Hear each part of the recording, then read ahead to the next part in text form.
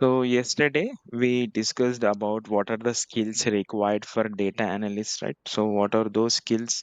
Like he requires skills of SQL, data modeling, ETL, and in the data modeling also you need to understand and know and have hands-on experience on relational data model and dimensional data model. So for example, here you see, uh, ec- I brought up a scenario. Let's say you are working in e-commerce company, okay? And in that e-commerce company, एक simple data ecosystem कैसा रहता, मतलब बहुत सारे चीजें रहते हो company में, लेकिन मैं एक सिंपल बता रहा हूँ। एक सिंपल डेटा इकोसिस्टम कैसा रहता, एक ट्रांजैक्शनल सिस्टम है, ओके, OLTP बोलते हैं इसको, ऑनलाइन ट्रांजैक्शन प्रोसेसिंग सिस्टम। फिर एक है OLAP, इसको बोलते हैं ऑनलाइन एनालिटिकल प्रोसेसिंग सिस्टम। तो ये ट्रांजैक्शनल सिस्टम का डेटा स्टोर होता RDBMS, another word SQL server, Oracle, MySQL, Postgres। yesterday आप लोग लिस्ट दिए ना, वो कौन सा भी एक हो सकता है। फिर coming to analytical processing system, ये भी, इसका डेटा भी कोई एक RDBMS रह सकता, so any one of them. So for example, let's come back. So in this e-commerce company, they have a data platform ecosystem. उन लोगों के डेटा प्लेटफॉर्म है कंपनी में। एक एक प्लेटफॉर्म है ऑपरेशनल डेटाबेस। सो उन लोगों का एक ऑपरेशनल डेटाबेस है। उसका काम क्या है, वो डिजाइन किया गया है day to day operations handle करने के लिए, ठीक है। फॉर एग्जाम्पल, आप फ्लिपकार्ट ओपन करें, ओपन करके कुछ ऑर्डर करना है आपको, ऐड टू कार्ट कर दिए, ऑर्डर कर दिए। So as soon as order करेंगे तो आप क्या एक्सपेक्ट करेंगे ऑर्डर करने के बाद?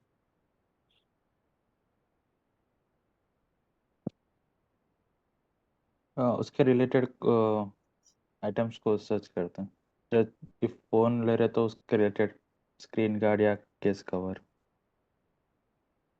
नहीं नहीं, मतलब आप ऑर्डर चूज करके ऑर्डर प्लेस कर दिए, तो आप क्या एक्सपेक्ट करते, नेक्स्ट स्टेप क्या एक्सपेक्ट करते? डिलीवरी। हाँ ठीक है, डिलीवरी डिलीवरी। डिलीवरी से पहले item should be good. हाँ हाँ, can you come again? Item should be good. Like we हाँ, should I am receive not the talking about product, I am talking about experience. Like as soon as you order, what do you expect? कि आपका some order information confirm regarding हो जाना। tracking and all. हाँ right, we are getting there now. So आपका order confirm हो जाना, order ID जो भी है जनरेट हो जाना, और आपको इंफॉर्मेशन ईमेल आ जाना के ओके आपका ऑर्डर प्लेस हो गया, और उसमें ये भी इंफॉर्मेशन आ जाना कि कब तक डिलीवरी होगी, और उसके डिटेल्स, और शिपिंग कहाँ से हो रही है, पूरे डिटेल्स। मतलब आपको फर्स्ट फर्स्ट चीज ये है कि कंफर्म हो जाना। सो ये सिनेरियो लेंगे, ये तो अपने को मतलब जनरली अवेयर है अपन ये चीज से। सो आप समझो ई कॉमर्स वेबसाइट पे गए, आप एक प्रोडक्ट चूज कर लिए, ऑर्डर कर दिए, तो ओवर द नेटवर्क वो जाके ई कॉमर्स कंपनी के डेटाबेस में रिक्वेस्ट चल जाती, तो डेटाबेस में जो है ना वो स्टोर हो जाता। फिर सिस्टम्स जो है, ऑर्डर ऑर्डर जनरेट हो जाता, जनरेट होने के बाद आपको, मतलब बहुत बड़ा सिस्टम है, मैं जस्ट डेटाबेस का एग्जांपल ले रहा हूँ। ये जो जर्नी है ना, ऐप में आप एक बार ऑर्डर करने के बाद जो जाके डेटाबेस में स्टोर होता हो, बहुत सारी चीज़ें प्रोसेस है अपने को। For as a data analyst उतनी चीज़ें मालूम करने की ज़रूरत नहीं है, बट मैं डेटाबेस कॉन्टेक्स्ट में ही बोल रहा हूँ कि क्या होता हूँ। तो डेटाबेस कॉन्टेक्स्ट में ये होगा कि आपका रिकॉर्ड स्टोर हो जाता, ठीक है, आपका रिकॉर्ड ऑर्डर स्टोर हो जाता, ये ऑर्डर आईडी है, ये कस्टमर आईडी है, ऐसे ऐसा पूरे डिटेल्स स्टोर हो जाते। तो अगर समझो आपका ऑर्डर प्लेस नहीं हुआ तो क्या ई कॉमर्स कंपनी चलेंगी? उन लोगों को तो बिजनेस बंद कर देना पड़ता, राइट?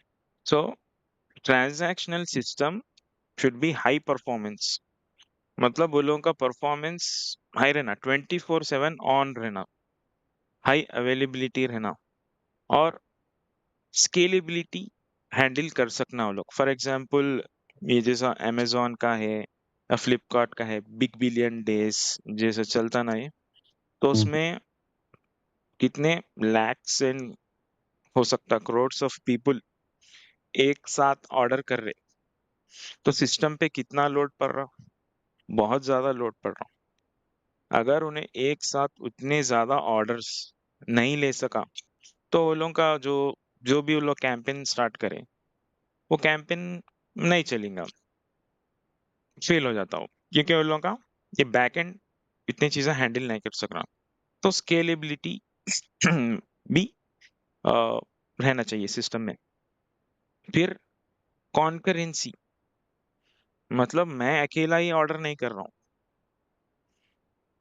लाखों लोग एक साथ एट ए टाइम ऑर्डर कर रहे, और मे बी उसमें से thousands of people same product order कर रहे हैं, तो वो कॉन्करेंसी भी हैंडल करना चाहिए। फिर अब जो भी डेटा स्टोर कर रहे हैं वो एक्यूरेट भी रहना चाहिए, डेटा एक्यूरेसी, ओके। और वो उसको डेटा को स्टोर भी करना चाहिए, अगर हम उस पर रियल टाइम ऑपरेशनल रिपोर्टिंग करना चाहें तो वो भी कर सकना चाहिए। तो जस्ट ये ओवरव्यू दिया हूं मैं कि व्हाट ओएलटीपी सिस्टम करता क्या। तो आप इससे आप ये समझ सकते हैं कि कल के रोज आप मतलब एज ए डेटा एनालिस्ट काम करेंगे तो आप फर्स्ट सिस्टम को जानो, कौन से सिस्टम से आप इंटरेक्ट कर रहे हैं।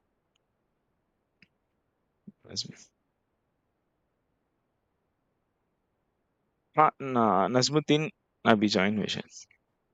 हाँ, सो नजमुद्दीन हम लोग बात कर रहे थे कि एक ई कॉमर्स कंपनी का एग्जाम्पल ले लिए, ठीक है। अच्छा अच्छा अच्छा। तो ई कॉमर्स कंपनी में दो तरीके के सिस्टम्स रहते हैं। तो कोई कोई रिपीट कर सकते हैं नजमुद्दीन के लिए, सो हो सकता आप ये कुछ मिस हो गया तो मैं ऐड अप कर देता हूँ।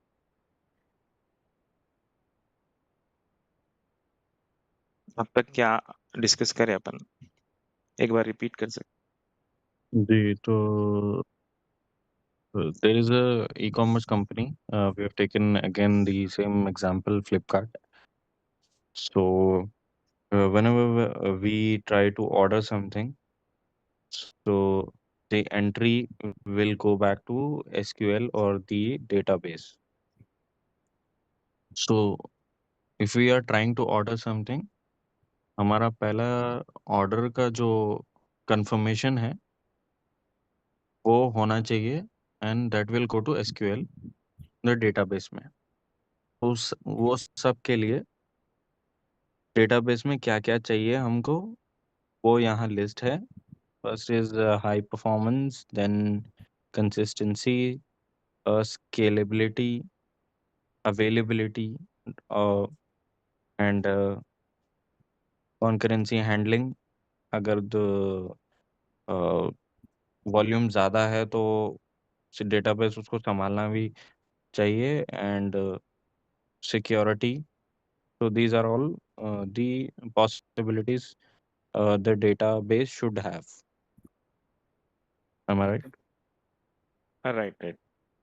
तो नजमुद्दीन आपको समझ में आया ना, क्या क्या बात कर रहे थे हम लोग? हाँ हाँ समझ में आया, शायद भाई। लेकिन मेरा तब भी ये डाउट है कि ये दोनों के बीच में अब वो ट्रांजैक्शन OLTP है ना, ऑनलाइन ट्रांजैक्शन प्रोसेसिंग, हम्म। इसमें आप जो बोले थे design by handle by day operations, हाँ। अगर डे बाय डे बोले तो ये है ना, आज का ऑपरेशन हो गया फिर कल का ऑपरेशन हम्म। लेते, जब आज के डेटा है ना क्या होता, ओवरराइड होता जैसा। हाँ, नहीं नहीं नहीं होता। Day to hmm. Day operations मतलब आपका बिजनेस चालू है, ऑन है, तो मैं समझो फॉर एग्जांपल टुडे इज 26 मतलब आपके फ्लिपकार्ट साइट ऑन है। 26 को क्या क्या ऑर्डर्स आए पूरे मैं स्टोर कर लिया हूँ। ठीक है। Now move back to next day 27th। तो वो डेटा स्टोर्ड वैसे ही रहता, उसको डिलीट नहीं करते हम लोग। ठीक है। ओके। वैसे ही रहता 26 का, देन 27, 10, 28, 29, मतलब पूरा डेटा एड अप होते रहता। तो टेबल्स में, टेबल लेवल में कैसा रहता बोल तो, for example Najmuddin ordered this product on 26, फिर कल आप 27 को ऑर्डर करें, तो वही आपका order number along with other product ID, कौन सा प्रोडक्ट ऑर्डर करें, फिर डेट, ऑर्डर डेट भी रहता बैक एंड में। सो एड अप होते रहता।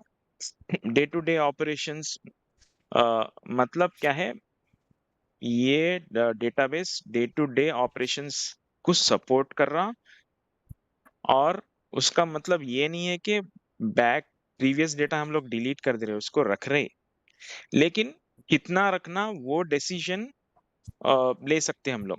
For example okay. मेरे को ये सिस्टम, क्योंकि मेरे को हाई परफॉर्मेंस रखना है, तो मैं बहुत ज्यादा डेटा रख दिया, तो मेरे को कभी इंसर्ट, यहाँ पर मेन काम क्या है, डेटा इंसर्ट हो रहा ना, आप एज सुन एज ऑर्डर कर रहे, डेटा इंसर्ट हो रहा डेटाबेस में, तो आप समझो, आप आप डिसीजन चेंज कर लिए, अरे नहीं मेरे को कैंसिल कर देना है, कैंसिल भी करे तो क्या होता, आपका रिक्वेस्ट जाके इसको अपडेट करता उन्हें। ठीक है। सो ट्रांजैक्शनल सिस्टम में इंसर्ट अपडेट डिलीट होता, लेकिन उसका मतलब ये नहीं कि अपन पुराना डेटा डिलीट कर दे रहे, पुराना डेटा रखते, लेकिन कितना पीरियड का रखना है, 1 ईयर 2 ईयर, वो डिसाइड करते। लेकिन हिस्टोरिकल डेटा क्या वो डिलीट कर देते, नहीं वो डिलीट नहीं करते, वो एक कॉपी बनाते, ये सीक्वल डेटाबेस है ना, इसका एक कॉपी बनाते, एक कॉपी बना के कह रहा हूँ समझो ये सीक्वल RDBMS डेटाबेस है, तो इसका मैं कॉपी बना लिया। तो ये कौन कर रहे हैं, डेटा प्लेटफॉर्म स्टीम कर रहे हैं, ये कस्टमर का सिर्फ इतना है कि कस्टमर को ये सब कुछ नहीं मालूम। You okay. As a insight person working in e commerce company, आपको मालूम कि अच्छा डे टू डे ऑपरेशंस में OLTP में जो है करंट लाइफ लाइफ बोल के रहता, एक लाइव डेटाबेस, एक बैकअप डेटाबेस। सो बैकअप डेटाबेस में क्या करते हम लोग, मूव कर देते। अच्छा अच्छा अच्छा अच्छा अच्छा, ऐसा है। मैं इस पे ऐड कर सकता हूँ। तो one of my friend, he works in Amazon, hmm. risk abuser. So हाँ क्या जी क्या बोल, हाँ। his job is to take down these people's, like uh, he can check all my orders from his end. Hmm. So whenever I order something, uh, he can actually go there and he can check what I have ordered. Hmm. Okay. So this is kind of like they can keep the data, and he is checking my history, whatever I have ordered, like that. या right. So history they will not delete, as per as या सो इसको backup और historical of OLTP। सो ये जो OLTP system है, इसका backup है समझो। नाउ ये जो OLTP है, ये लाइफ टेबल में भी समझो 2 इयर्स, 2 इयर्स का डेटा मेंटेन रख के चल रहे हो लोग। ठीक है। तो अभी समझ गए ना आप? मतलब क्या मीनिंग है इसका? समझ गया शायद भाई। ओके, ठीक है। नहीं, लेकिन क्वेश्चन बहुत अच्छा पूछे आप, क्योंकि इससे क्लैरिटी आती कि मतलब ओएलटीपी का ओएलटीपी सिस्टम जो है ना, डे टू डे ऑपरेशंस जो करता, ज्यादा डेटा स्टोर नहीं करते उसमें। जनरली ये बैकअप को मूव कर देते। तो I think we have Firdaus join. So ठीक है। सो हम लोग ये बात कर रहे थे कि जनरली ई कॉमर्स कंपनी जो है ना, उसमें एक डेटा प्लेटफॉर्म इकोसिस्टम रहता, और वो डेटा प्लेटफॉर्म सिस्टम में एक ट्रांजैक्शनल सिस्टम रहता, एक ऑनलाइन एनालिटिकल प्रोसेसिंग सिस्टम रहता। दो भी जो है सीक्वल डेटाबेस आरडीबीएमएस में स्टोर होते, और दोनों का डिजाइन, तो यहाँ पर मैं क्या बोल रहा हूँ, डिजाइंड, तो उन लोगों को डिजाइन ऐसा करे कि day to day operations handle करना। तो इसको ओलैप को डिजाइन ऐसा करे कि data analysis, reporting and decision making easy होना। सो दोनों का डिजाइन डिफरेंट है बोल रहे हैं हम लोग। ओके, ठीक है। सो ओएलटीपी का प्रॉपर्टीज क्या है? हाई परफॉर्मेंस रहना, इंसर्ट अपडेट डिलीट्स क्विक होना, बहुत ज्यादा स्पीड से होना, और डेटा इंटीग्रिटी एंड कंसिस्टेंसी, ये सब हम लोग देख लिया ऑलरेडी ना। ओलैप के बारे में बात करेंगे। कल हम लोग relational data model, dimensional data model के बारे में बात करें ना। सो अभी आप लोग मुझे बोलिए कि रिलेशनल डेटा मॉडल कौन सी कैटेगरी में फिट होता, डायमेंशनल डेटा मॉडल कौन सी कैटेगरी में फिट होता। यहाँ पर डेटा प्लेटफॉर्म इकोसिस्टम में रिलेशनल डेटा मॉडल कौन से बॉक्स में आता, और डायमेंशनल डेटा मॉडल कौन से बॉक्स में आता? I think relational data warehouse में आएगा अच्छा, और and dimensional here because warehouse uh, like it is kind of like a backup. Whenever we think about backup, the data, whenever we try to do something, we need to correlate everything. Okay, so आप बोल रहे हैं कि relational data model analytical system में आता। जी, and okay, dimensional data model कौन से सिस्टम में आता? dimensional, it would come to transactional system because this is every day we are doing something new. Okay, Yeah. ठीक है। मैं आपके एक्सप्लेनेशन पे वापस आऊंगा। नजमुद्दीन एंड हिदायत, फिरदौस, आप लोगों का क्या कहना है? मैं शायद भाई मैं गलत हूँ, मैं समझ रहा हूँ कि एनालिटिक्स में आता डायमेंशनल डेटा मॉडलिंग, क्योंकि एनालिटिक्स में है ना हमें डेटा एनालिसिस करना है। तो है ना मैं प्रीवियस का जो डेटा है ज़्यादा डेटा है ना हमको गैदर करना पड़ता ना, हमें गैदर हम्म, करके डेटा एनालिसिस करते हैं ना, उसके लिए है ना हमको जिसमें किसमें डायमेंशनल डेटा मॉडलिंग में डेटा है ना, कल मैं बोले से एग्जांपल से ले ले को, क्योंकि कल बोले ना आप अगर एक हम्म, यूजर का लोकेशन है, लोकेशन चेंज हो गया तो फिर हमको उसका प्रीवियस लोकेशन भी पता लगता है इसमें। और है ना ये रिलेशनल डेटा मॉडल है ना ट्रांजैक्शन में जाता है, मैं ही समझ रहा हूँ, क्योंकि अगर है ना डे टू डे है ना इंसेट अपडेट शुड भी होते रहना ना, वो उसके लिए वो रिलेशनल डेटाबेस मॉडल है ना ट्रांजैक्शनल ओएलटीपी में आता बोल के मैं यही समझ रहा हूँ शायद।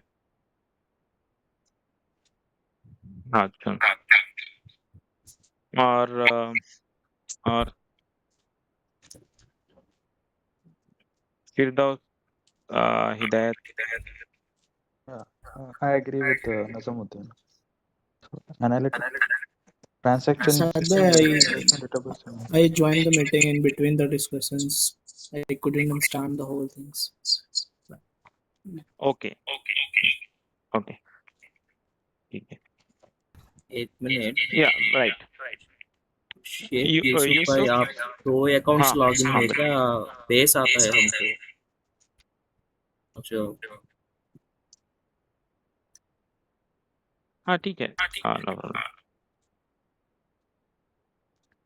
सो यूसुफ, आप सुन रहे हैं ना? आवाज आ रही है मेरी? अरे, हाँ ओके ओके, अब जी अच्छा है, जी सब जी सब ठीक है पे, आवाज आ रही है? सब ठीक हो या गया। आवाज आ रही है बहुत सही। जब हाँ हाँ ठीक है। तो रिलेशनल डेटा मॉडल जो है ना, ऑनलाइन ट्रांजैक्शन सिस्टम में आता, और dimensional data model analytical system में आता। क्यों आता बोलते हो? Relational data model right intensive है, डेटा राइट्स बहुत होते हैं।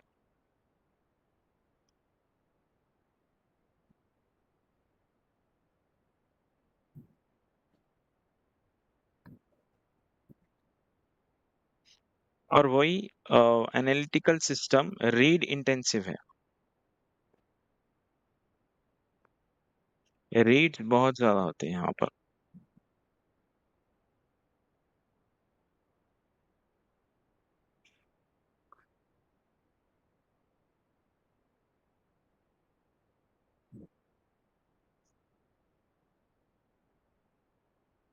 ठीक है, रीड इंटेंसिव, राइट इंटेंसिव। सो relational data model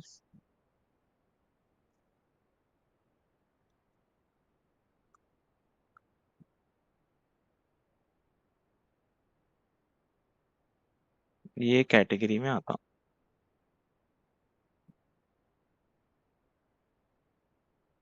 transactional system relational data modelling follow करता हूँ।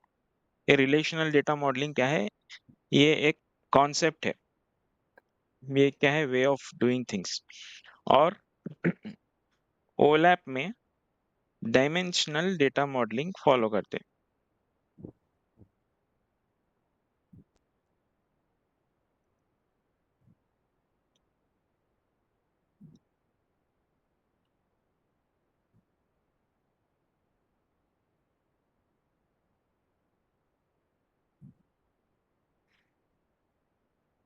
ठीक है ना? सो ओलैप में डायमेंशनल डेटा मॉडलिंग और ट्रांजैक्शनल ओएलटीपी में रिलेशनल डेटा मॉडलिंग। ठीक है। यूसुफ, अब अभी आपको समझ में आया कि कौन सा डेटा मॉडल किस कैटेगरी में जाता? हाँ हाँ समझ में आया। सो ये क्यों है? रिलेशनल डेटा मॉडल ओएलटीपी कैटेगरी में क्यों आता? डायमेंशनल डेटा मॉडल ओलैप में क्यों आता? कोई आंसर कर सकते हैं? जो मैं बोला ना शायद भाई, ट्रांजैक्शन ओएलटीपी ट्रांजैक्शन सिस्टम में है ना, हम डे बाय डे डेटा है ना इंसर्ट होते रहता है, जैसा इंसेट और अपडेट होते रहता है वैसा हम है ना रिलेशनल डेटा मॉडल में करते तो हैं। और है ओलैप ना में डेटा क्यों नहीं वेयर आता हाउस में है ना, रिलेशनल डेटा मॉडल? ओलैप में क्यों नहीं आता बोले तो मैं समझ रहा हूँ कि है ना, जैसा इंशर्ट करते रहते हैं हम है ना, उसका रिकॉर्ड को है ना अपडेट करते रहते हैं। हम्म। जैसा प्रीवियस रिकॉर्ड है ना वो, जो अब तो समझ लो ओलैप में प्रीवियस, अपडेट नहीं करते क्या हम लोग? ओलैप भी करते, लेकिन है ना ओलैप में करने के बाद भी हमको प्रीवियस का डेटा भी अवेलेबल में रहता, हम्म। क्योंकि वो डायमेंशनल डेटा मॉडल है। और रिलेशनल में है ना प्रीवियस का डेटा मॉडल अरेज होके अपडेट हो रहा है, इसके लिए अच्छा, हम ये रिलेशनल इसमें यूज करते बोल के मैं समझ रहा हूँ। ओके ओके, हाँ ठीक है। तो ये relational data model normalization concept follow करता हूँ, डेटा नॉर्मलाइजेशन। ये डेटा नॉर्मलाइजेशन कॉन्सेप्ट फॉलो करता हूँ।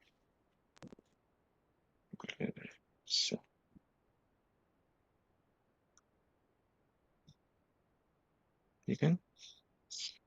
एंड वही dimensional data model denormalization data model follow करता हूँ। तो कभी आप सुने नॉर्मलाइजेशन, डीनॉर्मलाइजेशन टर्म्स सुने ये?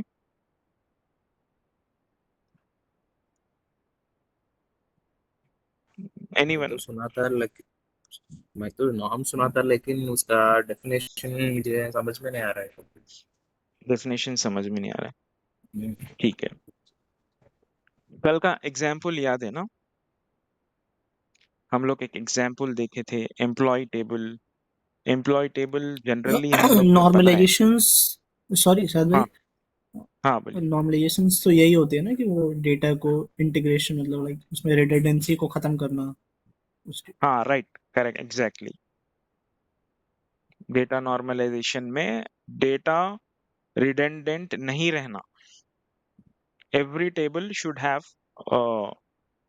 Unique record, identifiable record. हाँ, तो डीनॉर्मलाइजेशन क्या है? डिनॉमिनेशंस जस्ट अपोजिट, लाइक उसमें बहुत सारे रिडंडेंसी है और डिस्टिंक्ट वैल्यूज नहीं है, राइट राइट, इंटीग्रेटेड नहीं है करेक्ट। सही। इंटीग्रेटेड रहेगा, लेकिन इंटीग्रेटेड रहने के साथ साथ डीनॉर्मलाइज रहेगा। Yeah, based on the location yesterday, as we discussed. हाँ राइट, करेक्ट। अभी आपको समझ में आया होगा। सो नॉर्मलाइज्ड, क्योंकि यहाँ पर जो है ना, ये सिस्टम जो बोला मैं, design to handle day to day operations. So day to day operations में जो इसके लिए जो डिजाइन कर रहे हैं, normalized concept, data normalization concept use करके डिजाइन कर रहे हैं। एंड वही ओलैप सिस्टम के लिए डीनॉर्मलाइज्ड कॉन्सेप्ट यूज करके डिजाइन कर रहे हैं। ठीक है, अभी ये मीटिंग खत्म हो रही शायद। अच्छा ठीक है, आप लोग क्या मतलब अभी कंटिन्यू करना चाहेंगे या नहीं, नेक्स्ट वीक करेंगे? आप लोगों के ऊपर है। No, we'll continue. Will continue शायद भाई, कंटिन्यू, नियरली अब ओके। 4:09 बन जाए। ठीक है, अभी ये एंड मीटिंग एंड हो जाती ना, फिर से सेम लिंक ज्वाइन करेंगे। अभी ये मतलब अभी मेरे को बताया। हाँ, Sure. ये अगर एंड होगी तो सेम लिंक ज्वाइन करेंगे। ठीक है। सो ठीक है, अभी मैं आपको बताऊंगा कैसा नॉर्मलाइज्ड कैसा बनाते टेबल, एक नॉर्मलाइज्ड कैसा बनाते। ठीक है, अगर मीटिंग एंड होगी तो सेम लिंक ज्वाइन करेंगे। एक टेबल ले ले रहा हूं मैं।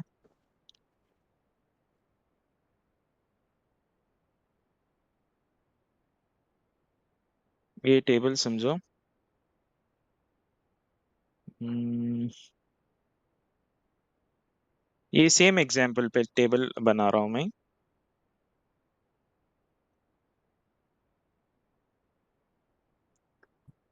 Customer orders. ठीक है, तो यहाँ पर customer ID, Alright. Customer name, Yeah. Customer address, customer phone, customer order ID, customer product ordered, कौन सा प्रोडक्ट ऑर्डर करा है।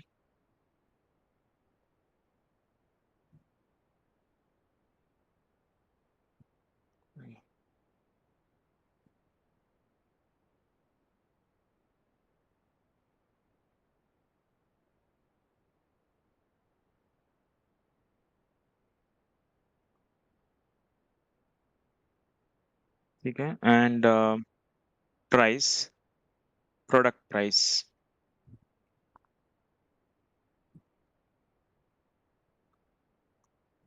प्राइस, और क्या था, क्वांटिटी, कितना Delivery क्वांटिटी ऑर्डर करे। quantity. हम्म, और समझो प्रोडक्ट डिटेल्स, लाइक डायमेंशन कितना है उसका, Mhm. प्रोडक्ट डिटेल 1 के डायमेंशन कितना है, प्रोडक्ट का कलर क्या है, और और कुछ कस्टमर हो गया, ऑर्डर। हाँ ठीक है, ऑर्डर डेट, कौन सा डेट पे ऑर्डर किया गया है, ऑर्डर डेट। और नेक्स्ट एक्सपेक्टेड शिपिंग डेट, मतलब कब शिप होना है यूजर को, शिप डेट। तो ये सब चीजें हैं। तो अभी हम लोग एक एक्टिविटी करेंगे जिसमें सब लोग मतलब This meeting is being recorded. तो वन बाय वन लाइक एक एक्टिविटी करेंगे। So for example will go with Yusuf. तो यूसुफ जो है प्रोडक्ट ऑर्डर करे, ठीक है। उनका नेम आ गया यहाँ पर as a customer name, address आ गया Hyderabad, phone number 123, order ID generate हो गया, ओके समथिंग। फिर कौन सा प्रोडक्ट ऑर्डर करे वो प्रोडक्ट 1, देन उसका प्राइस 200 समथिंग, क्वांटिटी 1 है। फिर प्रोडक्ट डिटेल्स उसका क्या है, डायमेंशन डिटेल समथिंग यहाँ पर है, कलर समथिंग ब्लू है। फिर ऑर्डर कौन से दिन ऑर्डर करे, तो यहाँ पर date along with time stamp record होता हूँ, 26/01/2025। देन टाइम भी आ जाता है यहाँ पर like 11 AM with time stamp जो है पूरा सेकेंड्स पूरा रिकॉर्ड होता है इधर, ठीक है। एंड एक्सपेक्टेड शिप डेट, समझो आपको बताया एज सुन एज आप ऑर्डर करें it will be delivered in 2 days। तो 2 days मतलब 28 बल्कि यहाँ पर रिकॉर्ड हो जाता सिस्टम में, 01/2025 विथ टाइम स्टैम्प 11 समथिंग।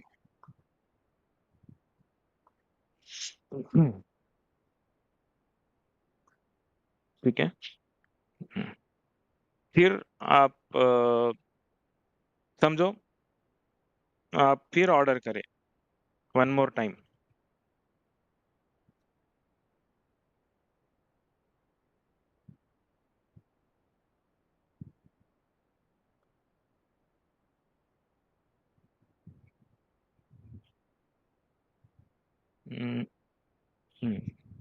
तो यूसुफ आप वन मोर टाइम ऑर्डर करें। तो यहाँ पर क्या हो रहा है, आपकी ID customer ID first time आप साइन अप करें जब आपकी रिकॉर्ड होगी ना, तो फिर से आपकी जी आईडी आ गई यहाँ पर। फिर से क्या हो रहा, आपका नेम आ जा रहा यूसुफ, फिर से Hyderabad, and phone number 123, and order ID अब डिफरेंट रहेगा क्योंकि आप समझो प्रोडक्ट डिफरेंट ऑर्डर कर रहे हैं, समथिंग डिफरेंट।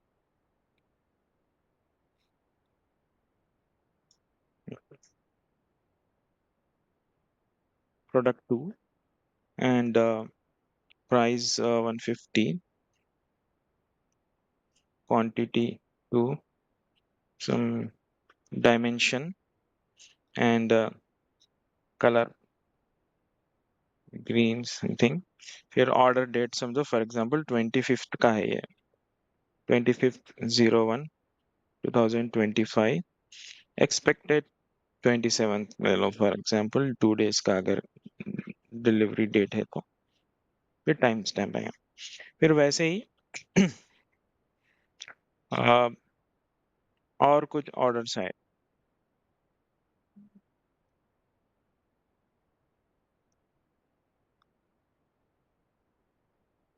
और एक रो ऐड कर देता हूँ,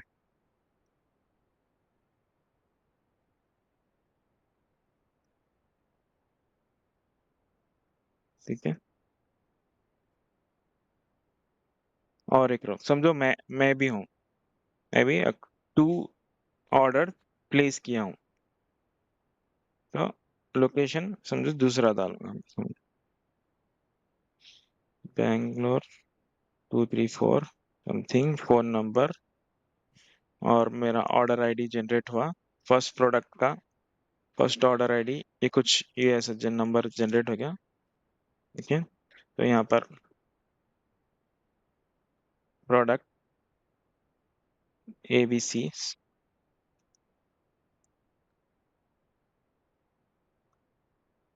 ओके, यहाँ पर प्राइस हो गया 100, 200, क्वांटिटी 1, क्वांटिटी 2, फिर यहाँ डायमेंशन, यहाँ डायमेंशन, प्रोडक्ट के डायमेंशंस, यहाँ रेड, समथिंग, ग्रीन, ये समझो मैं ऑर्डर कर रहा हूँ 20, 01, 25 और एक सेकंड अभी।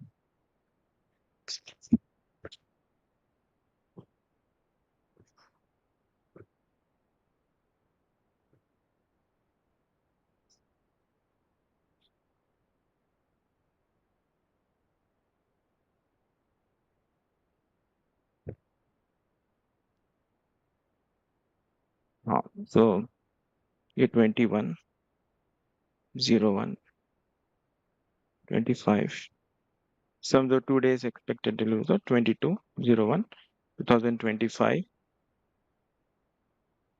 21 बोलता 23, 01, 2025।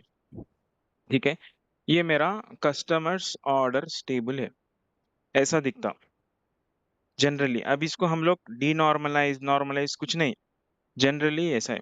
तो आप लोग क्या नोटिस कर रहे हैं यहाँ पर?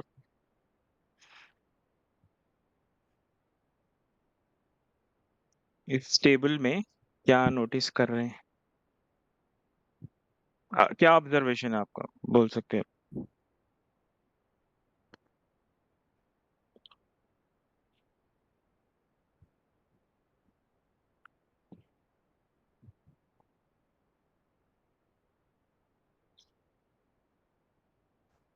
जैसा एक पर्सन दूसरे बार ऑर्डर कर रहा है, जब है ना उसका और एक रो क्रिएट हो रहा है, सेम रो में अपडेट नहीं हो रहा है।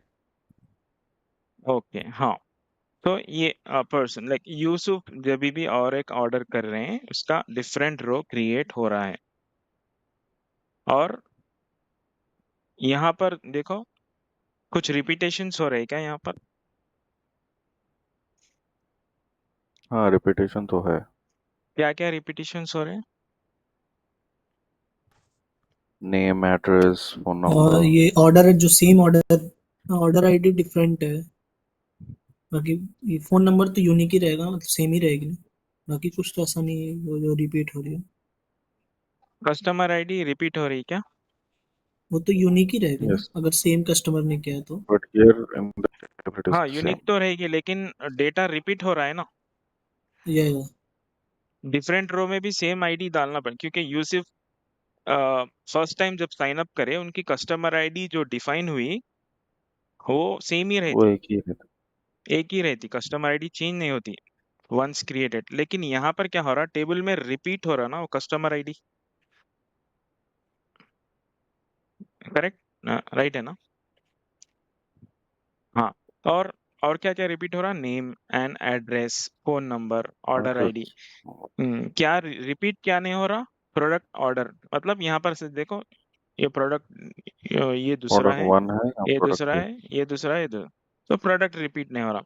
लेकिन अमाउंट थोड़े प्रोडक्ट्स के सेम है ना, तो amount number as a number देखे हम इंडिविजुअली, तो रिपीटेशन है ना इसमें। 200 यहाँ ये रो में भी आ रहा, ये रो में भी आ रहा। क्वांटिटी, फिर डेट्स तो खैर उतना रिपीट नहीं होगा। तो अभी हम लोग देखेंगे कि नॉर्मलाइजेशन में क्या करते हैं हम लोग। ठीक है, डेटा नॉर्मलाइजेशन में क्या करते हैं, तो मैं इसको थोड़ा छोटा कर दूंगा।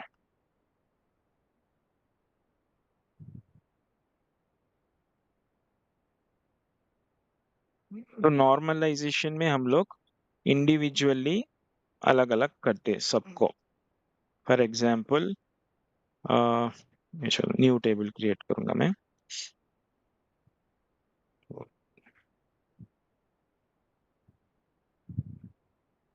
1 2 3 4 5 ओके 5 ठीक है। सो लेट्स से ये हमारा कस्टमर्स टेबल है। तो ऊपर टेबल नेम क्या था? Customer orders. तो अभी हम बोलेंगे कि नहीं, मैं ये टेबल में सिर्फ कस्टमर्स रखना चाह रहा हूँ, सिर्फ कस्टमर डिटेल, सब कुछ नहीं रखना है मुझे, सिर्फ कस्टमर डिटेल्स। ठीक है, तो ये टेबल का नाम है कस्टमर। तो यहाँ पर हमारे ये टेबल में होगा कस्टमर आईडी, कस्टमर नेम, नहीं, address, phone, city, pin code etcetera, सब सब डिटेल। सो यहाँ पर मैं रख दिया आईडी नंबर 1, आईडी नंबर 2। सो आईडी नंबर 1 क्या है? यूसुफ। आईडी नंबर 2 शाद। Address Hyderabad, Bangalore something. Phone number 1, sorry यहाँ पर अपडेट हो गया, फोन नंबर 123 समथिंग।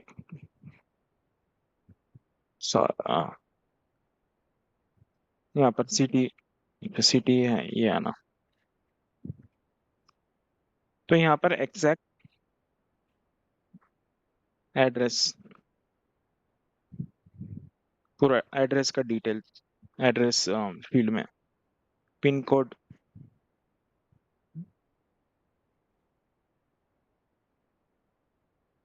समथिंग।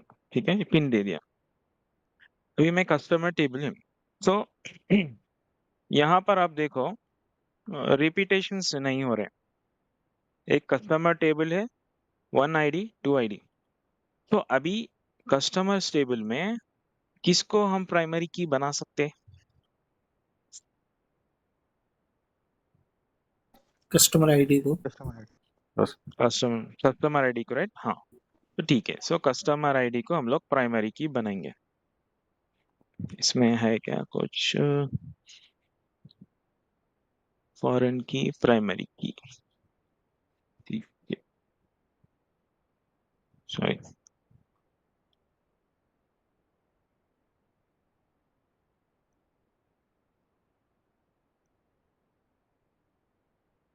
ठीक है, यहाँ पर कस्टमर आईडी प्राइमरी की है, कस्टमर आईडी। तो अभी मैं और क्या करूँ? ये जो भी प्रोसेस कर रहे हैं हम लोग, नॉर्मलाइजेशन, डेटा नॉर्मलाइजेशन। तो ये रिलेशनल डेटा मॉडल में ऐसा होता कि डेटा रिडंडेंट नहीं होना चाहिए। तो डेटा अगर रिडंडेंट नहीं होना चाहिए तो उसको, ये बिग टेबल को ब्रेकअप करना पड़ेगा, इंडिविजुअली सेपरेट सेपरेट टेबल्स में रखना पड़ेगा। So that way data will not be redundant. So ये है नॉर्मलाइजेशन प्रोसेस। सो नेक्स्ट हम लोग क्या करेंगे? सो इसमें से देखो, और तो समझो कस्टमर डिटेल्स अलग कर दिया, और क्या डिटेल्स है इसमें? ऑर्डर डिटेल्स है। ऑर्डर ऑर्डर डिटेल्स को डिटेल्स। भी अलग कर सकते हैं हम लोग। तो ऑर्डर टेबल बनाऊंगा मैं अभी एक।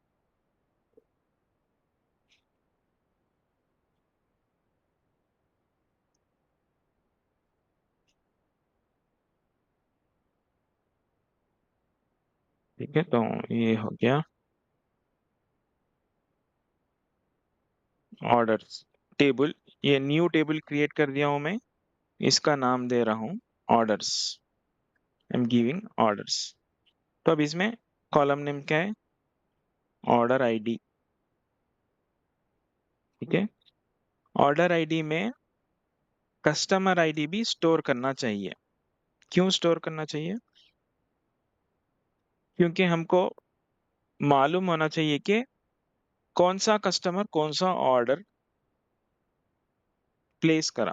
कैसा मालूम होता? अगर हम लोग customer ID play as a field नहीं दे रहे हैं ऑर्डर्स टेबल में, तो आप कैसा ट्रैक करेंगे? नहीं ट्रैक कर सकते ना। तो इसीलिए ऑर्डर आईडी टेबल में ये सारे डिटेल्स नहीं रख रहे हम लोग, कस्टमर नेम वो ये सब, कस्टमर के डिटेल्स, प्रोडक्ट डिटेल्स ऐसा कुछ नहीं रख रहे हैं, क्योंकि हम ब्रेकअप करें तो अभी क्या है, ऑर्डर टेबल में order ID and just as a reference customer ID, मतलब कौन सा ऑर्डर कौन सा कस्टमर प्लेस करा। फिर order details continue, order date, expected shipment date, ठीक है। तो ये सब आ रहे हैं। तो अभी समझो, जब डेटा ब्रेकअप करेंगे तो क्या होगा समझो, ये यूसुफ का ऑर्डर आईडी क्या है, फर्स्ट वाला, ये 23345 है ना, तो यहाँ आ जाता वो 23345। सो नेक्स्ट सेकेंड ऑर्डर क्या है, 344566, 344566। नेक्स्ट ऑर्डर आईडी क्या है, 344567, 344567। नेक्स्ट ऑर्डर आईडी क्या है, 56467, 56467। तो ये ऑर्डर आईडी 23345 का कस्टमर आईडी क्या है, 1 है, तो यहाँ पर जस्ट 1 लग रहा है। ये ऑर्डर आईडी 344566 का कस्टमर आईडी क्या है, 1 है, तो यहाँ पर 1 लगा दिया। फिर ये ऑर्डर आईडी 344567 का कस्टमर आईडी क्या है, 2 है, यहाँ 2 लगा दिया। और ये ऑर्डर आईडी 56467 का कस्टमर आईडी क्या है, 2 है, तो यहाँ पर 2 लगा दिया। तो अब इसमें प्राइमरी की कौन सा फील्ड होना चाहिए ये ऑर्डर्स टेबल में, ऑर्डर आईडी। ऑर्डर आईडी, सब लोग अग्री करते हैं ना।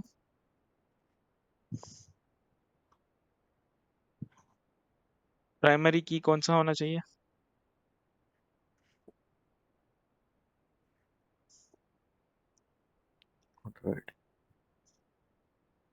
हाँ यूसुफ आप भी अग्री करते हैं ना कि ऑर्डर आईडी जी जी प्राइमरी क्या है, समझ में आया ना।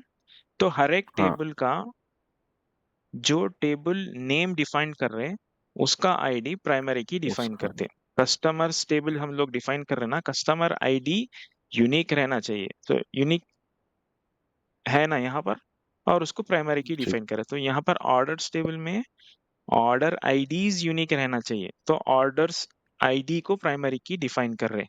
कस्टमर आईडी रिपीट हुआ कोई मसला नहीं, क्योंकि वो प्राइमरी की नहीं है। हम लोग यहाँ पर आप ऑब्जर्व करो कि ऑर्डर्स टेबल में कस्टमर आईडी को नहीं बना रहे प्राइमरी की, ऑर्डर आईडी को बना रहे। नेक्स्ट ये ऑर्डर डेट एक्सपेक्टेड डेट वो कंटिन्यू होगा, ठीक है। इसको मैं मिनिमाइज कर देता हूँ। नेक्स्ट और क्या ब्रेकअप कर सकते हैं, अपना जो बिग टेबल था अपना, ये टेबल में से और क्या ब्रेकअप कर सकते कि हम डेटा नॉर्मलाइज या हो। इससे प्रोडक्ट के डिटेल्स। राइट, प्रोडक्ट टेबल बना सकते हैं और एक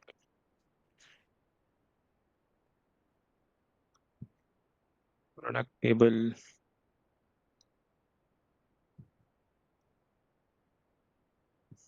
तो मैं जो प्रोडक्ट टेबल बना रहा हूँ इसमें सिर्फ और सिर्फ प्रोडक्ट इंफॉर्मेशन रहेगा और ऑर्डर आईडीज रहेंगे,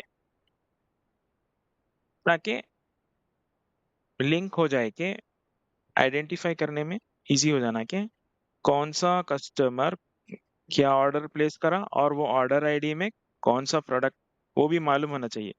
अगर हम लोग प्रोडक्ट टेबल में order ID as a link नहीं दिए तो हमको मालूम नहीं होता कि कौन सा ऑर्डर कौन सा प्रोडक्ट कस्टमर को डिलीवर करना है, समझ गया ना। तो ये जस्ट लिंकिंग आईडीज मेंशन कर रहे, जस्ट लिंकिंग आईडीज मेंशन कर रहे हैं हम लोग। तो ठीक है, तो ये है product ID, product name, product dimensions and product price. तो यहाँ पर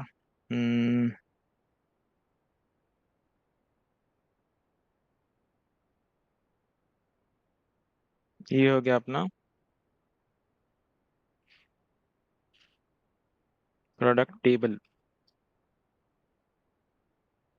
तो प्रोडक्ट टेबल में प्राइमरी की कौन सा आईडी वैल्यू प्राइमरी की होना चाहिए? प्रोडक्ट आईडी होनी चाहिए। करेक्ट, हाँ।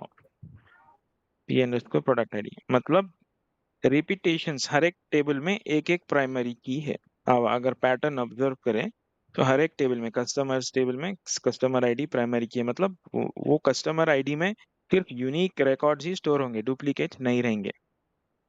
तो ये जो भी प्रोसेस कर रहे हैं हम लोग, डेटा नॉर्मलाइजेशन है ये। तो समझो product ID 1, product ID 2, product ID 3। सो यहाँ पर समझो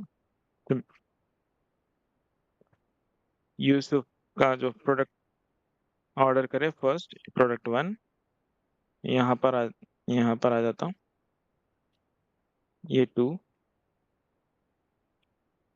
फिर ये 3, वैसे ही 4 भी आता हूँ, तो मैं भी 3 ही रख रहा हूँ यहाँ पर। फिर जो भी डायमेंशन डिटेल्स है यहाँ पर,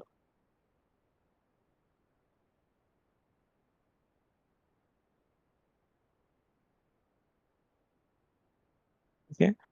फिर प्रोडक्ट प्राइस 200, 150, 100। तो अब इसमें से ये बिग टेबल में से हम लोग ब्रेकअप कर दिए टेबल्स, इंडिविजुअल टेबल्स बना दिए। तो डेटा नॉर्मलाइज हो रहा हमारा, इन द प्रोसेस है, अभी डेटा नॉर्मलाइज हो रहा है। और जो है हम लोग कस्टमर्स को ब्रेकअप कर दिए, ऑर्डर्स को ब्रेकअप कर दिए, प्रोडक्ट्स को। और कोई टेबल है जो इसमें से ब्रेकअप करके अलग बना सकते हैं हम लोग, ये ऊपर बिग टेबल में से?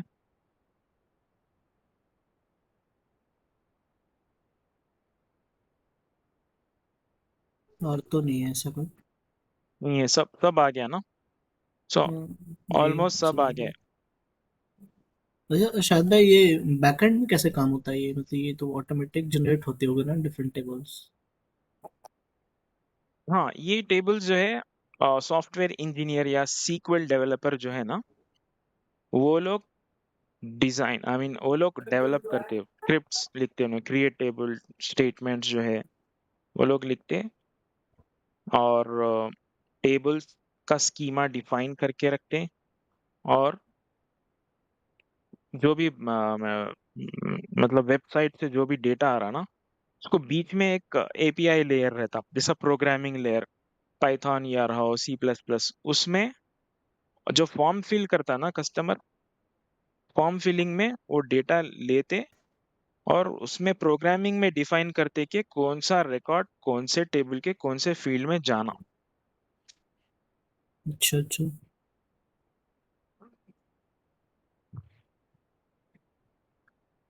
हाँ, तो ठीक है, अब आप बोलिए, यूसुफ, नजमुद्दीन, क्या समझ में आप लोगों को?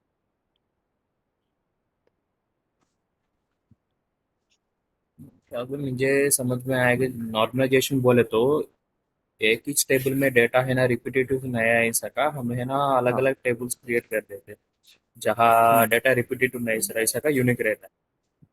राइट, सही है करेक्ट, क्या? एग्जैक्टली करेक्ट है।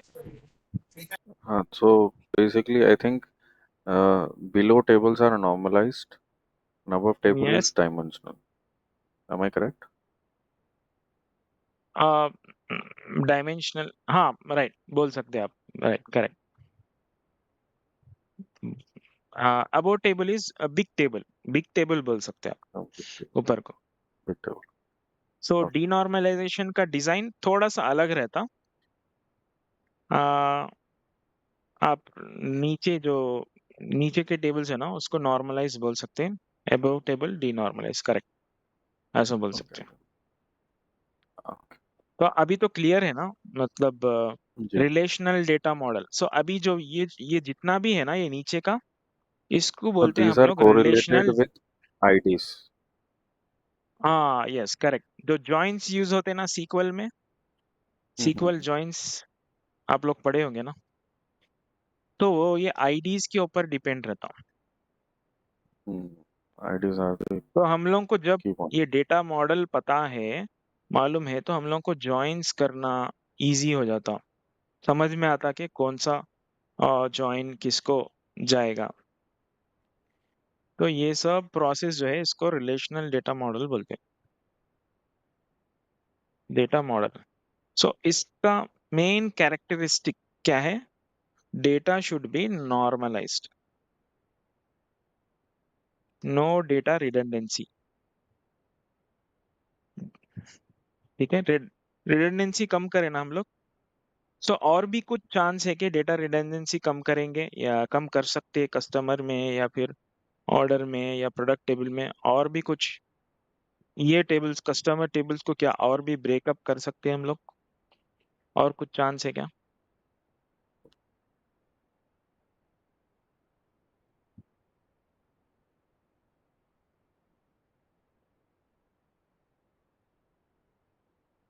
क्या what do you think, breakup कर सकते हैं हम लोग? नहीं, नहीं, नहीं कर सकते? because the customer IDs are the same. ठीक है, कस्टमर आईडी सेम है। Maybe so for example imagine करो कि आपका जो है ना एड्रेस हैदराबाद है, सो वैसे ही बहुत सारे लोगों का address Hyderabad, pin code, so same, almost same है, सेम आ रहा। ठीक है, समझो एक हैदराबाद सिटी में कई सारे लोगों का address almost near to location है। तो इस केसेस में वन मोर टेबल क्रिएट कर सकते हैं, एड्रेस।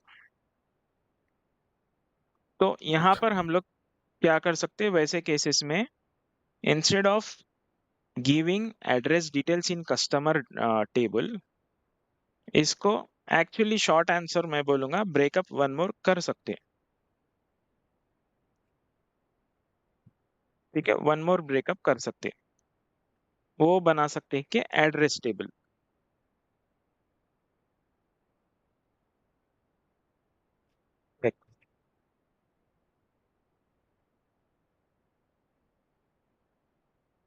एड्रेस टेबल, सो एड्रेस टेबल मैं अगर बनाया तो मेरा कस्टमर टेबल और सिंप्लीफाई हो जाता। तो यहाँ पर मैं जस्ट एड्रेस आईडी लिख दूंगा, 1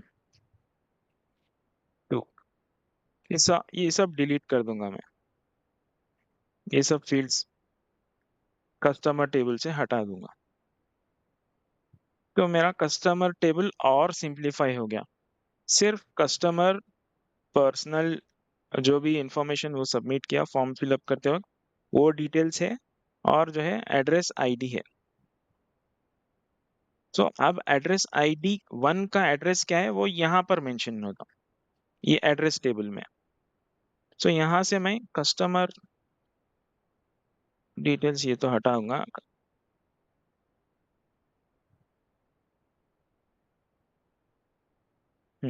सो यहाँ पर समझो ये एम्प्टी फील्ड, इसको इग्नोर कर दो। Address ID 1, address ID 2।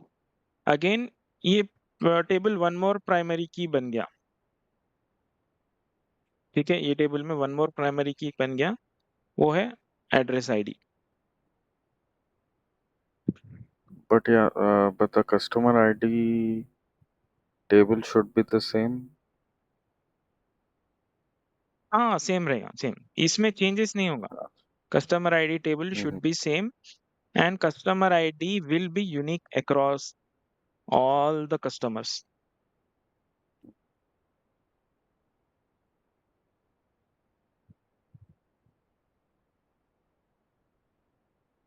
ठीक है ना? ओके, सो अभी कुछ क्वेश्चंस है, जैसा कुछ समझ में नहीं आया, कहीं तो मिसिंग दिख रहा, कुछ ऐसा लिंक ऐसा दिख रहा, तो आप क्वेश्चन करो, मैं आंसर करने की कोशिश करूंगा।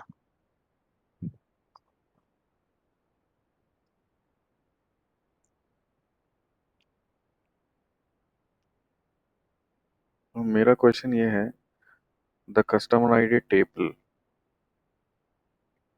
हम्म, तो Okay, there the fields were empty now. So Okay. Yeah, empty now. So yeah, that so means it we should should be remove flipped, right? this. Yeah, just We we should should remove it. remove these fields ना, मतलब ये simplify हो गया customer table. और तो ये जो भी एम्प्टी फील्ड्स है ना, इसको डिलीट अच्छा, कर देना। यहाँ का data we have kept in address ID. Yes, correct, हाँ सही है। सो ये जो भी है ना, Understood. ये डिलीट हो गया समझो, मतलब कस्टमर टेबल और सिंप्लीफाई हो गया। इसमें लिमिटेड रिकॉर्ड्स है, सिर्फ कस्टमर डिटेल्स है। Just address ID individually details mention करने के बजाय we have just mention address ID value दे दिए। सो वो यहाँ पर लिंक करेगा, ठीक है। हाँ, वहाँ से कोरिलेट होके the data will come from address ID. Right, correct, exactly. So अभी टास्क है फॉरेन कीज डिफाइन करने का। सो फॉरेन कीज आप लोग बताओ के कहाँ कहाँ डिफाइन करना है। कस्टमर टेबल में, ओके, कस्टमर टेबल में फॉरेन की क्या आएगा? Address ID. Address ID. address. हाँ करेक्ट, एग्जैक्टली, सही बोले। कस्टमर टेबल में फॉरेन की एड्रेस आईडी आएगा।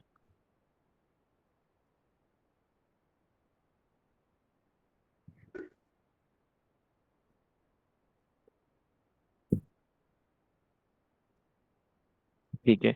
ऑर्डर टेबल में प्राइमरी की तो ऑर्डर आईडी है, फॉरेन की क्या आएगा? Customer ID. Customer ID.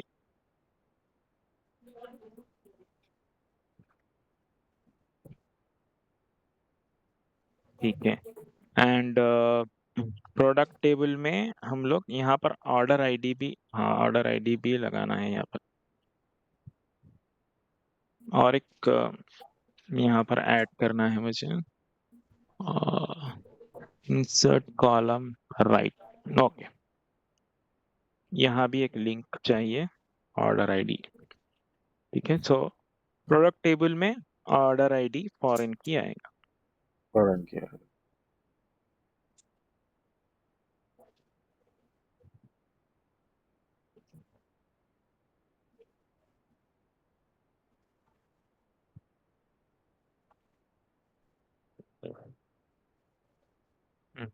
ठीक है, मैं बात लिख देता हूँ।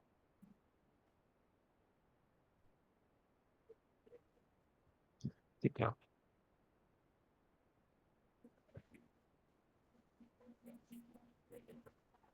सो एड्रेस टेबल में तो फॉरेन कीज नहीं है, सो नहीं है। प्रोडक्ट टेबल में फॉरेन की ऑर्डर आईडी रहेगा।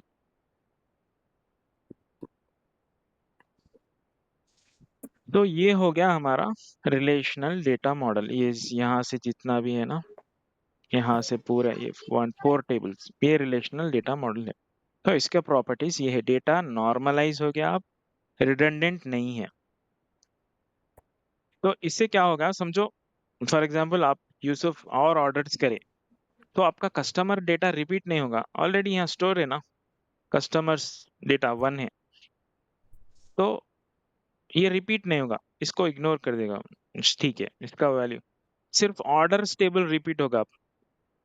ऑर्डर आईडी चेंज होगा, आपका कस्टमर आईडी यहाँ से पिक करके यहाँ पर रख देगा। देन प्रोडक्ट टेबल भी रिपीट होगा। हाँ, तो Repeat होगा। और एक ब्रेकअप कर सकते हैं हम लोग, ठीक है, और एक ब्रेकअप कर सकते हैं जिससे हमारा और डेटा नॉर्मलाइजेशन कर सकते हैं। वो क्या है, कुछ आइडेंटिफाई करें आप लोग। Different product.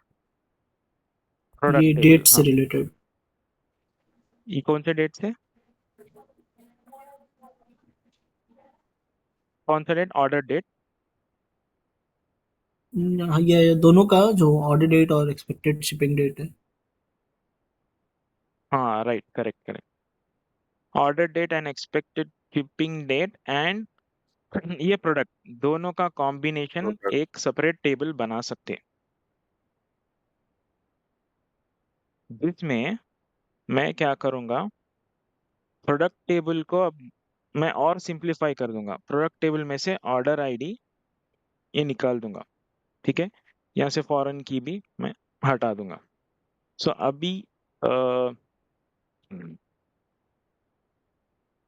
अभी क्या करेंगे, इसको ऊपर कैसे करना, ठीक है, इसको मैं इसको साइज कम कर दूंगा, इसका साइज कम कर, इंडिविजुअली करना पड़ेगा।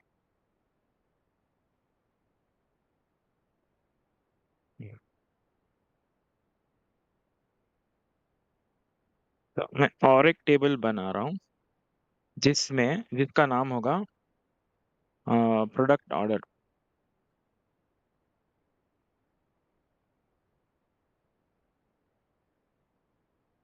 या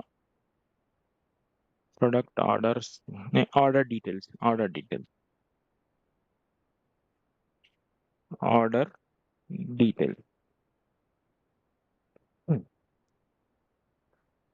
ठीक है। ऑर्डर डिटेल्स हो गया, तो इसमें आएगा मेरा ऑर्डर आईडी,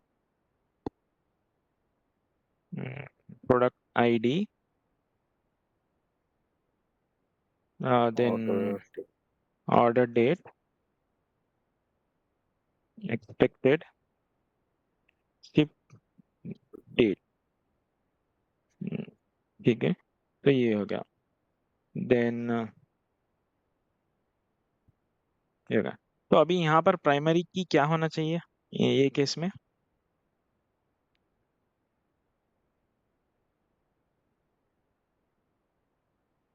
में प्राइमरी की रहेगा ही नहीं, नहीं रहेगा।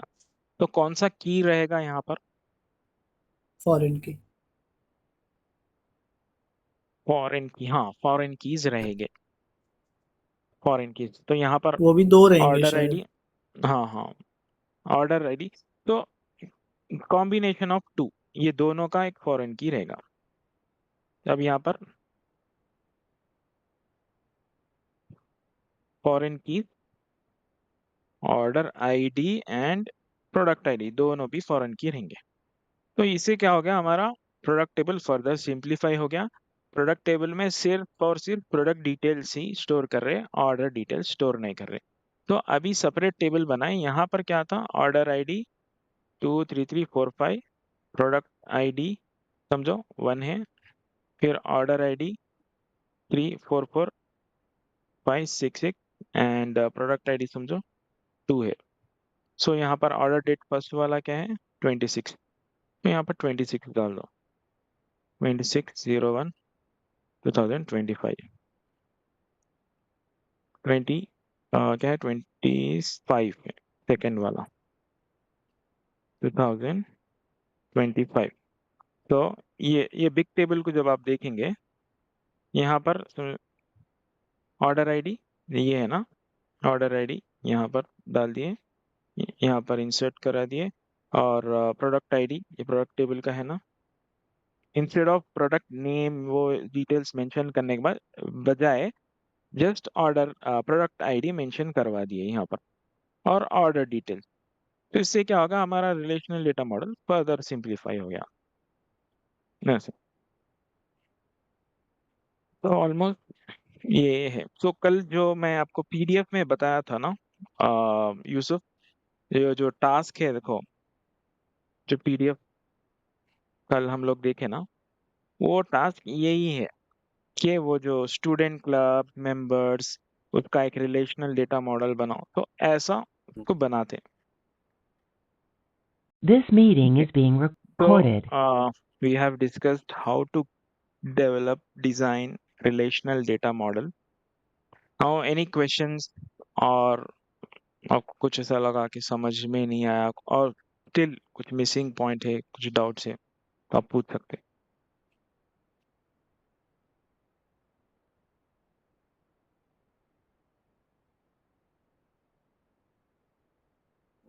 I don't think today's session was very clear, I would say. Clear? Okay. ठीक है. I think it's clear that how to develop relational data model. So let's do one thing. वो जो एक्टिविटी थी ना, एक पीडीएफ शेयर करा था ना मैं, वो पीडीएफ पे सेम चीज डिजाइन करने के लिए बोल रहा है. तो आप लोग एक बार ओपन है तो एक बार स्क्रीन शेयर कर रहा हूँ. ओपन है क्या सिस्टम पे? अच्छा, यूसुफ आप बोले थे कि डिजाइन करें, अगर आपके पास है तो बताओ, देखेंगे वो. डिजाइन तो नहीं किया था मैं. I just like research that in design. अच्छा. तो आप Just discussing बिफोर, it. मतलब कल जो एक्टिविटी की, जो रिलेशनल डेटा मॉडल बनाने की, अभी हम लोग सेशन करें तो उससे आपको कुछ क्लैरिटी मिली कि आपको जी. कुछ ऐसा दिख रहा है कि हाँ ठीक है, मैं पढ़ के अब बना सकता हूँ, बल्कि ऐसा कुछ आपको दिख रहा है कि, या नहीं सिर्फ हाँ, based on और भी डाउट्स है? बेस्ड ऑन डिस्क्रिप्शन, नहीं वो जो based on डिस्क्रिप्शन था ना. नहीं based on today's session, I think data normalization we can do, and okay. ways that we have created today, I can do it, and I can make some normalization out of one complex data, and I can make some normalized tables that I can do. Okay. Yeah very good. तो do one thing, Shad bhai, pick up. हाँ बोलिए. I have one dot. Hmm. Being a data analyst, this process of formulations for you will have to do for the data analyst, और ये हमें बना बनाया normalized data मिलेगा. नहीं, If ये we have हमको to, बनाना नहीं है, ये समझना है. ये ये बनाना नहीं है हमको. मतलब बैकएंड्स में कैसे काम हो रहा है ये इसको समझना हाँ, है. ये कैसा डिजाइन्ड है वो समझना है. इससे क्या होगा, आपको चीजें जो है, for example 2 types of reporting रहते हैं कोई भी ऑर्गेनाइजेशन में. एक ऑपरेशनल रिपोर्टिंग रहता, एक day to day dimensional reporting. So operational reporting पे टेबल्स अलग डिजाइन रहते हैं, और वो जो ओलैप बताया था ना, मैं showed you OLAP system, right? OLAP system is designed in different way. So queries, finally आपका काम क्या रहेगा? क्वेरीज लिखना रहेगा ना. तो जब क्वेरीज लिखेंगे आप, तो ऑलमोस्ट सेम ही रहेगा, जॉइंस ही करना है, लेकिन ये दिमाग में रख के करना है कि इसमें डेटा रिपीटेशंस नहीं है रिलेशनल डेटा मॉडल में, या और आपका पॉइंट डायमेंशनल समझ डेटा गया. मॉडल में डेटा रिपीटेशंस है. तो उसको, वो दिमाग में रख के हम लोग क्वेरीज ऐसा लिखना है कि जो रिक्वायर्ड रिजल्ट चाहिए वो हमको लाना है. तो इसको समझना है एक्चुअली. ये एक्टिविटी आप लोगों को मतलब एज इन कंपनी करना नहीं रहता, क्योंकि generally software engineer, SQL developers जो इस पे काम कर रहे हैं, जो फ्रंट एंड एप्लीकेशन, मतलब ये ऑपरेशनल डेटाबेस पे काम कर रहे हैं, वो लोगों को ये जरूरत रहती. और जो डेटा एनालिस्ट है, जो वो लोग बिजनेस यूजर्स के साथ काम करते हैं ना, तो वो लोग को जस्ट बिजनेस यूजर्स, वो लोग को क्वेश्चंस रहते हैं. ठीक है, मेरे को ये कस्टमर का ऑडिट चाहिए, ये कस्टमर कितना ऑर्डर्स करा, ईयरली कितने ऑर्डर्स करा, लास्ट ईयर कितने ऑर्डर करा, कौन सा मंथ में ऑर्डर ज्यादा आ रही है कस्टमर से. तो जनरली ऐसे क्वेश्चंस रहते हैं बिजनेस यूजर्स को. वो आंसर करने के लिए ओलैप सिस्टम को कनेक्ट करते हैं हम लोग, क्वेरीज लिखते या फिर विजुअलाइजेशन बनाते, और फुल्ली उन लोगों के क्वेश्चंस को फुल्ली ऑटोमेट करने के लिए डैशबोर्ड बनाते, ताकि बार बार वो लोगों के रिक्वेस्ट अगर सेम है तो डैशबोर्ड बना दिए, तो वो लोग डायरेक्टली डैशबोर्ड को जाके कनेक्ट करके अपने आंसर्स ले ले सकते, बार बार आपकी तरफ आने की जरूरत नहीं है. तो लाइक आप एक फुल्ली ऑटोमेट कर दिए वो लोगों के क्वेश्चंस इनटू ए डैशबोर्ड, ऐसा. बस हमको समझना समझ है गया. ये कैसा है, बस या उतना ही. Thank you.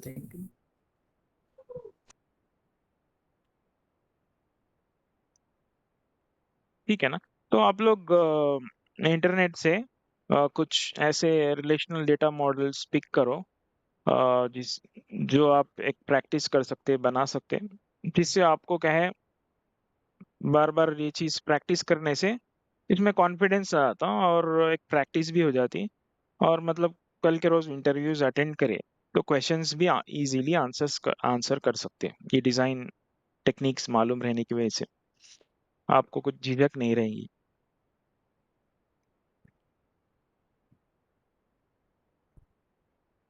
ठीक है ना? तो ठीक है, वाइंड अप कर देंगे, फिर हम लोग नेक्स्ट वीक कनेक्ट करेंगे।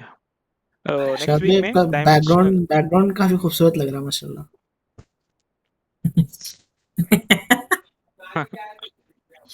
ये लेकिन जो स्क्रीन शॉट है वो बैकग्राउंड।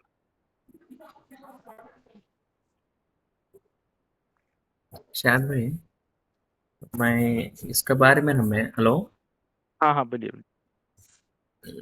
आज का सेशन का बारे में हमें मैं असल आप कैसा करना चाहते जो प्लान है ना अब हमको सिखाते हैं ना हम्म। अब ऑन फ्यूचर क्लासेस कैसे बोलना कौन से टॉपिक्स पे आप जा रहे हैं जैसा प्लान कुछ हाँ है क्या आपके? ठीक है। आप हाँ क्या समझ रहे हो तो आउटकम आप क्या एक्सपेक्ट कर रहे हैं आपके पास से? हाँ आउटकम मैं ये एक्सपेक्ट कर रहा हूँ कि आप लोग फंडामेंटल कॉन्सेप्ट्स अच्छे से समझ लेना, ताकि नेक्स्ट नेक्स्ट जब कोडिंग में जाएंगे या टूल्स लर्न करेंगे, फॉर एग्जांपल फाइनली हमारा गोल क्या है, अच्छी जॉब लेना बल्कि है। तो हम्म, गोल क्या है, जब भी टूल्स आप कोई भी नया टूल टच करेंगे तो आपको ये डाउट नहीं रहना कि मेरे को ये कैसा कर सकता हूँ। मैं आपको कॉन्सेप्ट्स पता है तो ये कॉन्सेप्ट्स यूज करके प्रॉब्लम सॉल्विंग इजी हो जाना। ओके तो आप कौन सा भी टूल ले लो, टच करो, या टैबल्यू ले लो, पावर बीआई ले लो, या ऑल्ट्रिक्स ले लो, या सीक्वल कोडिंग ही ले लो।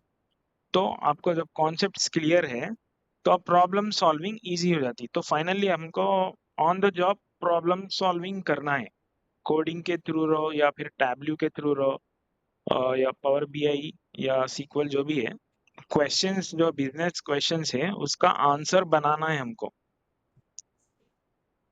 ओके हम नेक्स्ट आउट डीनॉर्मलाइजेशन के बारे में सीखेंगे क्या नेक्स्ट फ्यूचर हाँ, क्लास में? डीनॉर्मलाइजेशन के बारे में सीखेंगे।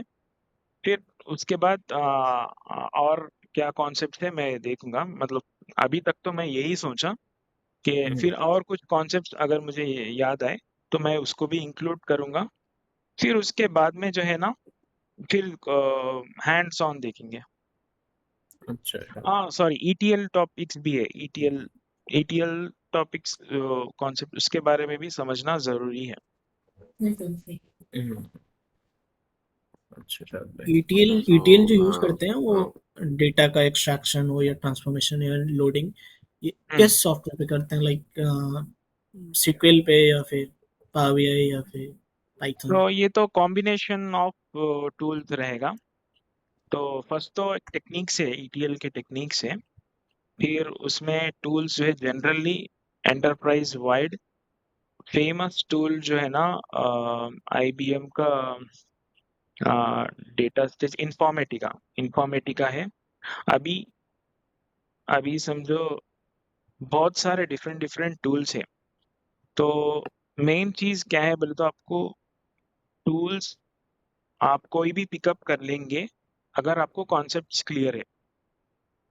मतलब टूल सीखना उतना डिफिकल्ट नहीं रहेगा। अगर आप कॉन्सेप्ट्स नहीं सीखेंगे तो कोई भी टूल पे क्या फाइनली क्या करना है, आपको डेटा एक्सट्रैक्ट करना है, ट्रांसफॉर्म करना है, लोड करना है।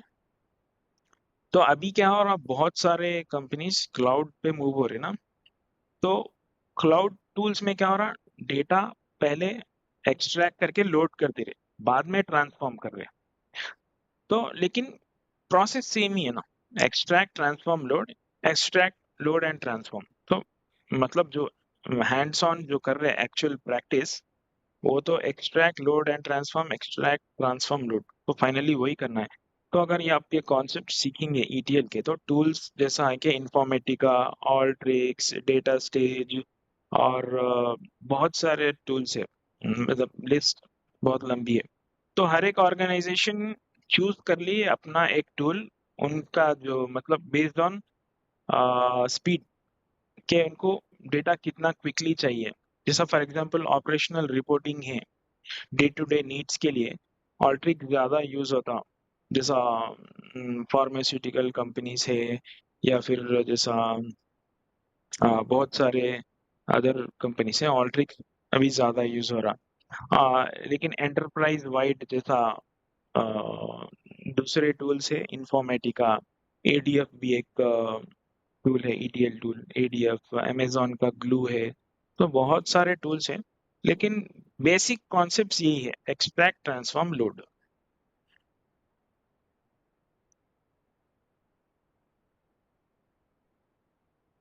ETL के बाद क्या बोले? ETL के बाद क्या देखेंगे उसके बाद? ईटीएल के बाद तो जनरल सीक्वल, जैसा सीक्वल मेन सीक्वल देखेंगे। So basically, everyone is looking for a roadmap, maybe. हाँ ठीक है, मैं अभी टोटली पूरा तो नहीं बनाया, जस्ट मैं मतलब ये जी इनिशियल कॉन्सेप्ट्स पे फोकस कर रहा था, तो मैं आपको जी प्लान बना के सेंड कर देता हूँ। जी जी. So that we will also be occupied on the weekdays to do something at least like every day half an hour, or maybe hmm, we will take out some time and ठीक है, okay. yeah. जो So activities like task I was at तो uh, okay, मैं send कर देता हूँ group में, हम पूरा जो लिस्ट बना के ग्रुप में सेंड कर देता हूँ, आप लोग देख ले सकते हैं।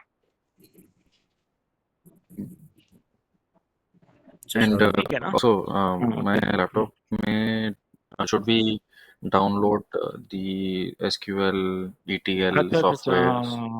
ओके ओके ओके, ठीक है, मैं आप बोलता हूँ, अगर ये डाउनलोड कुछ करना है ना, तो उसका लिंक्स जो भी है, अगर यूट्यूब लिंक्स है, कैसा डाउनलोड करना, सेटअप कैसा करना, तो वो भी निकाल के रखूंगा। I will tell you all like how to download and keep it ready so that we can start. Yeah right, that's nice point. Yeah,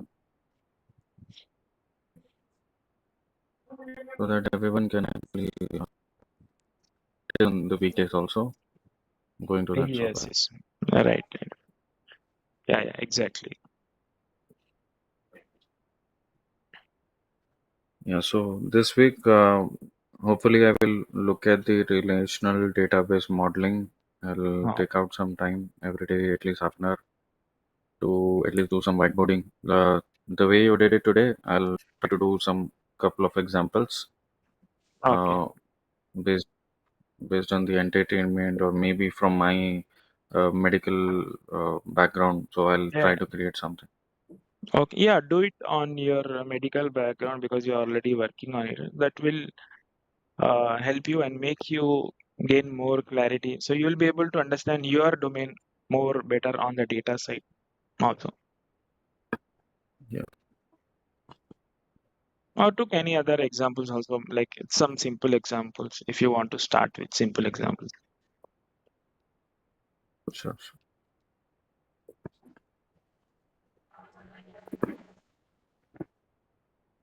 So basically, in further sessions, like we will actually, for my sake, I'm very new to this. So if we are starting MySQL or learning like how to write a query, I don't know how to write a query like from the start. I have to start it from the scratch. So are we going to start from the scratch? That's my Yes, question. yes, yeah, definitely. Okay. So I mean, I am starting and taking these sessions in such a way that even if you are a beginner, you don't know anything, then at least you know something about databases, or then you can pick up. तो अभी जो Yeah. Fundamental concept मैं बताया ना, कि मतलब ये बहुत ही क्या है बोलते हो, Even we took real time example, so that way you could easily understand अगर back end में कैसा होता. जी हाँ, और एक शायद भाई मैं और एक बोलना चाहता हूँ, नेक्स्ट वीक भी सेम टाइम में मीटिंग होता क्या? हाँ सेम टाइम करेंगे. आपको मतलब कुछ जल्दी करना है ऐसा है क्या? नहीं नहीं, कल नेक्स्ट वीक को ओके है, लेकिन उसके बाद है ना हम्म. अ, मेरे हाँ मैं रोटेशनल में काम करता हूँ. Okay by 24/7, so from onwards February I will be on night shift. So okay, Thursday, okay, Thursday, Friday is my week off. So Saturday I will be available. But for Sunday, if everyone is okay, then if okay, we will plan afternoon in the afternoon. Like, तो जो करते आपका हैं. मतलब night shift कब खत्म होता night shift? मेरे के लिए तो थर्सडे फ्राइडे वीक ऑफ है शायद भाई. अच्छा थर्सडे फ्राइडे. तो वीक रोटेशनल शिफ्ट ऑफ में आपका नाइट शिफ्ट मॉर्निंग कब 9 to 6 कब शायद कब भाई, 9 to 6. 9 O 9 to 6. अच्छा. तो उसके लिए ठीक है. ना सैटरडे को कोई सा प्रॉब्लम भी नहीं रहता, क्योंकि थर्सडे फ्राइडे मेरा वीक ऑफ है. मैं सैटरडे में अवेलेबल रहता है, Saturday morning. But for the Sunday, if सुबह हो तो ठीक है, तो हम दोपहर के टाइम पे जोर के बाद. ठीक है. आप देखेंगे. यूसुफ फिरदौस आप लोग क्या बोलते हैं? आप लोग अवेलेबल है अगर कितना 2 वीक से 1 मंथ शायद भाई, अगर 1 मंथ. 11 बजे नहीं तो 12 o'clock को रख लेंगे. अच्छा अच्छा. 1 मंथ मेरे लिए, 1 मंथ आप रहती लोगों को ओके है. है यूसुफ फिरदौस अगर ऐसा करे तो संडेज तो या अगर ओके नहीं है बोले इट इज तो हम ओके. लोग मतलब स्किप कर दे सकते हो. No, Sunday no, no. 12 Skipping, no. o'clock. I want to learn daily, but yeah. Nazmuddin, actually, my shift is also the same, 9 to 6. My week off is actually weekend, like Saturday, Sunday. Like I will not have a rotational, but the same shift. But still, I am okay to join at the same time. But if Nazmuddin wants to, change a bit, 1 hour difference on 1 hour, Sunday, it is fine. just one. Yeah, it is okay. fine by me. Sunday 12 PM को कर लेंगे. Sure. ठीक है. Okay. चलो फिर next week मिलेंगे. अच्छा चल. हाँ, शुक्रिया. ठीक है. बहुत बहुत शुक्रिया.